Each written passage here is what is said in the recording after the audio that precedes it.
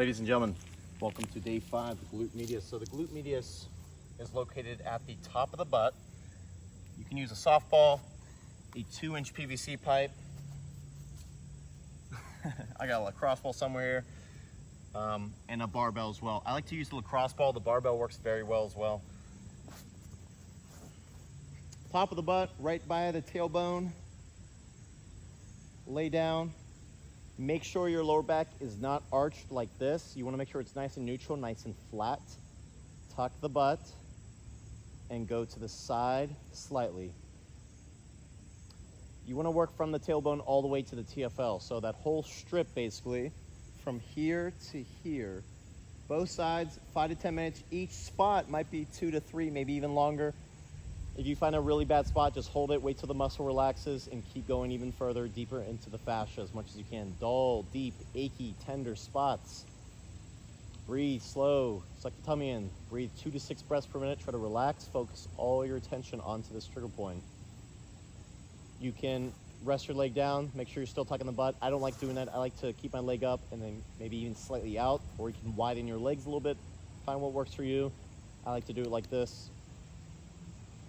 And you can go down a little bit more towards the piriformis, which is more the mid glute. But I like to stay more the top glute. But you know, sometimes you can interweave them. Don't be too isolated and, what's the word? Compartmentalized into a box of just each muscle. That's the problem with this entire fitness industry. So we're stuck in this compartmentalized, isolated methodology of training, and that's not healthy. Because that's not how the body works. Whether or not you like to believe it, whether or not you're emotionally attached to your conventional ways of training, that's not how the body works. This is why we're going to do a video on maybe 1 to 2 hours long of just why we stop deadlifting, all the mechanics, the reason why it's not functional, why it's not beneficial, why it's not practical, why it actually causes more harm than good. You're going to calcify areas like your rib cage, under your rib cage, that you cannot access with trigger points, and even inside your pelvis that you cannot access with trigger points. You're going to calcify those points to the point of no return, which is going to create and wreak havoc on your body. And once you get older, that's when you're going to start feeling and seeing the issues arise. And calcium deposits are not fun.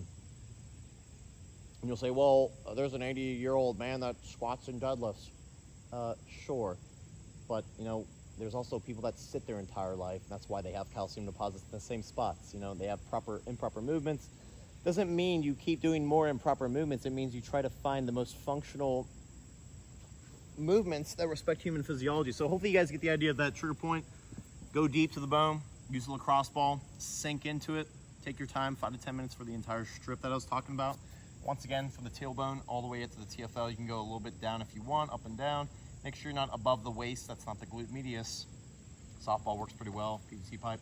But real quick, that's good you're doing this stuff, guys. But just like a lot of different muscles like I talk about, there's certain movements in the fitness industry that I've done myself. I used to teach myself. You need to stop doing. I'm telling you this right now. Stop doing these stupid tube walks. One, most of them do with externally rotated feet, but this is still bad if the feet are neutral. It doesn't matter.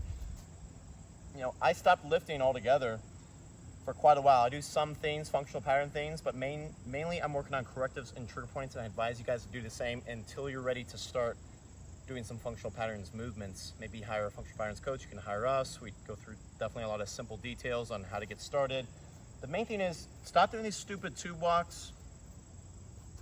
Instead, take a tube, a heavy band, or not a heavy band, but like a long band, wrap it around a cable machine, put it around your lower or mid calf, and for your warm-ups, instead of going side to side and creating more problems in that glute medius that are unfixable sometimes,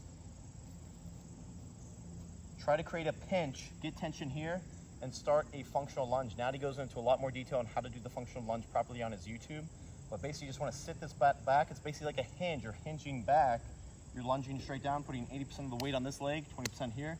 You're getting tension, pinching the ground through your big toe, all the weight's in this left heel. Your calf, by pinching the ground like you're dragging it back, right? Calf, hamstring, glute is all connected. That's the key with this one, right? The glute max is what's weak, not the glute medius, guys. We have trouble pinching and pulling the ground. So here, get that band around there, proper posture, neck back. Go through a little bit more detail on that. You want to try to go as straight down as you can. Pinch, pinch, pinch, pinch, pinch, pinch, pinch. Hard, guys. That's the key. You don't have to go all the way down yet. You can just start here. Sit back, pinch, pinch, pinch, pinch, pinch. Maybe there. Come back up. I guarantee you will feel your glutes, your hamstrings go long enough. 2 minutes maybe each. No weights needed yet. And you will be burning like crazy. If you're not doing it right. So I'll see you guys next time.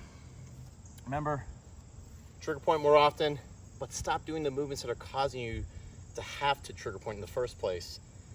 But still, trigger point is something you can't avoid. Definitely do it every day. I'll see you guys.